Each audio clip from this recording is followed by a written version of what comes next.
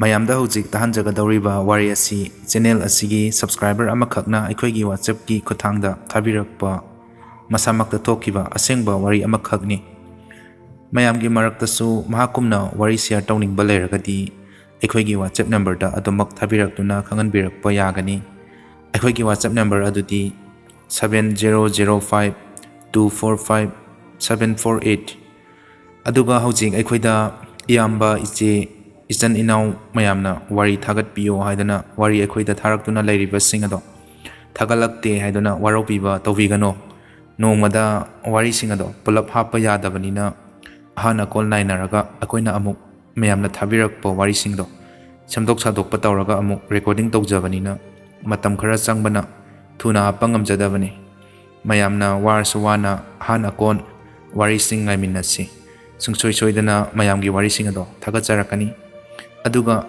channel asibusu mayamna nungsibiduna subscribe tawbiduna mayamgi seba kuina tawba ngamhanbinaba haijari ngasigi wari mayamda khudol tamjagi taminasi wari asi aigi isamakta thokiba asengba thodok amakhakni mayam aigi ming Sanathoi ai hauji class 11 tamli aina class 10 tamlingai matamgi thodok amakhakni ai metric exam tawramdaida ai boarding amada changlami boarding adudi maming haijarroigi ai December gi date 31 bye numita boarding changlami boarding yawbada school gi imanaba mayam amasu leirami makhoina ai lakpada yam harawrami ai gi potsai loina room da pusinbirami numit adudi aisu ahanbo oibaga leiba hinaramdi aina sarda ai pothajarage haina changlaga haijaduna numit adu ai pothari aina makeup tholakpada imanaba khoina bucket pairaga washroom da changnarami aina pung kaya tarage yenglubada pung 3:30 adwai mukta aduna lerami aisu adudagi adum hagole brush kaika tawba loisele aduga breakfast tawraga study room da lairik parami asumna numit kharani haukraba matung boarding da class 9 tamlivi nupi amasu leinaba laklami madu urubada aigi thamoida nungsiba ama fauki nongalaga aina sar khoi leitaba tanja yengduna khangnase tinase haiduna wari haujele asumna numit kharani leiraba matungda ibani asum koina raktre adudagi aina mangonda aina mabu nungsi haiduna propose tawki manasu aibu yabiraki matam khara nungsinaraba matungda ibani nongma study hour loiraba matung tumba changnaramdaigi numidang ama aikhoigi boarding gi maningda leiba jaga amada unarami matamduda ibani gi nakalda nupi ama kappagi khonjal ama taraklami maduda aina hojiki khonjal tu tahobra haiduna mangonda hanglami maduda mahakso tahawe kaino hojiki dudi yam kijaye changnase kijaye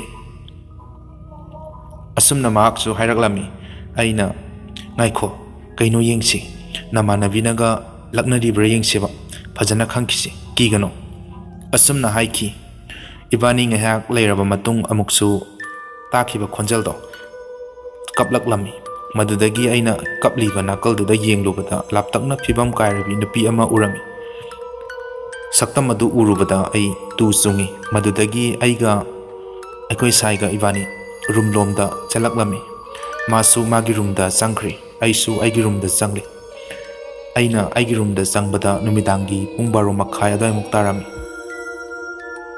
imanabam khaidi loina tumduna lerami aina ngayaki mamangda ukhiba thokiba thodokto mitta uduna adumak laiki wakalda kai kaino pangkhanda khanduna yamna kina laiki nongalaga aina wari singdo aiga nakna tinaba imanaba singda tamlami maduda imanaba amakhakna horen phajana asengba khangdoksi imanaba ahum mariga tawraga horen ahing chase asumna hairaklami maduda aisu hoi haiduna asumna numidangi chak chaba lairik paba pulap loisili pung 12 taba ngairami pung 12 tarakpada aikoi mari torch ani pairaga ngarangi mafam aduda tuminna thoktuna ngehak leirami ngahak leiraba matungda ngarangi adugumna nupi ama kablakpagi makhol tarki maduda aikoi loina khangprek khanglami aidi kibanasu yaramde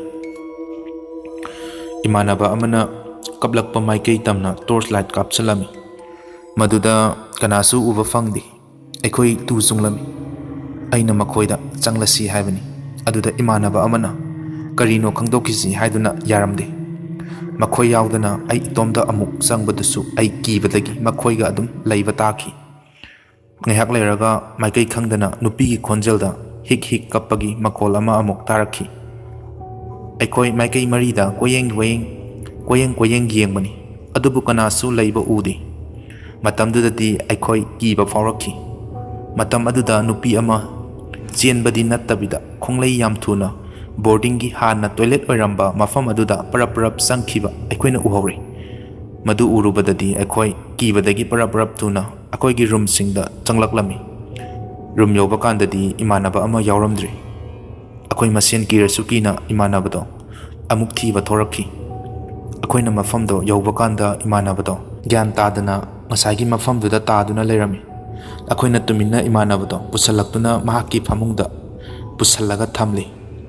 Imanaba amana oza ama kauduna akhoigi asengba wari dudi kibadagi losalle aduga atopa wari oina lisale. Imanaba se masanik laga maya jiksanba sari hobagi mawong ama tawrakpani. Aduda kaidawrajano haina sar kawrakpani. Haiduna ozada haijanki. Atopa oza kharasu room da changlaktuna yengi. Matam aduda imanabadu choirola kaino panglonda lolaklami. Aibu thadu, ai faganu. Nakhoi aibu pharabadi amata lemna tharoi haina lolaklami. Matam aduda oza amana nakhoi mi khara boarding changakpai lambi duda laiba yumdo aduda chalo aduga maiba homen gauba ama laibani. Mahak amukta kauriso haiduna sar amaga imanaba amaga aiga akhoi hum maibado gauba thorakhi. Maibadugi mayum yauraduna aikhoi maibadubu kawi. Tarelak nipalak kaubani adubu kumlakti. Kona thangda khon kalabna kanano haiduna thore. Akhoina warido tambada maibaduna mahak khangle. Nakhoi chatlamo haiduna laigi sangadaba pot khara hairaklaga akhoi boarding duda halai. Ngahaki matungda maiba adusu lagli. Aduga imanaba aduda munna yenglaga. Nupa macha asiga loinana miyoi kharaga phatkidraba mafam amada changluri. Mafam ado laifam kanba mafamni. Kuirabagi mamangda mafam aduda nupi ama hatokpikhiba mafamni. Asiba hakchang ado kananasu phangkhidraba oibana mahaki thawai aduna mafam aduda thoktuna sanaduna laibani. Madugi thawai aduni nupa macha asida changlibasi aduna thabakse yamna ludawri. Asumna hairaklami sar amana hawjik laigi thawram tawduna thawai ado lauthokpa yararoidra haijarami. Matamduda maibana mahaki angamba thabak tawduna imanaba adubu gyan tahalakhi. Aduga ozaduda aikhoina changriba mafam ado matungda mi changhanganu nupamcha asibudi karisu thoidokpa tawraroi. Adubu matungda amuk changluduna thawai adubu thengnaba thoklabadi thengnariba mi ado awafamda tagani haina takpirakhi. Adudagi imanabadusu gyan taraktuna wari saba phajana yari. Nongalaga boardingi nupakai kokthokduna hairiba mafam asi changba yadi changuranu ayuk nungthil oirabasu changba yararoi haiduna ozana warning piduna chambal khajinduna thamkhri. Mayamna hawjik hairiba mafam ado lapat hairaga khangnei. Numitugi akibado aigi samakta thokibanina ai ngasisu ningjinglubada tu sungi. Mayamnadi aigi wari ase thajabidabasu yai. Adubu laitingi wari asidi isa isada tholakandada loinama khanglakani haibasi ai mayamda thamjagi. Ngasigi wari matang asida loisanjare. Mathangi numita atopa wari kaya ama mo puduna laksagi. Mayamna matam adu fawatangdi warsu wana ngaiminasi hairaga mayamdagi kainanaba yathang nijari.